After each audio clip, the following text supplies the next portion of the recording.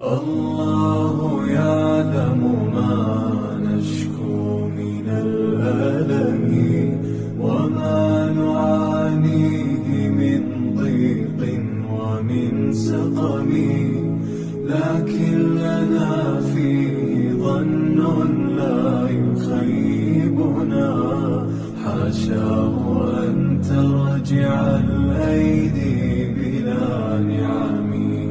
كم جاد من فضله قبل السؤال، وكم أعطى وأغنى بمحض الجود والكرم.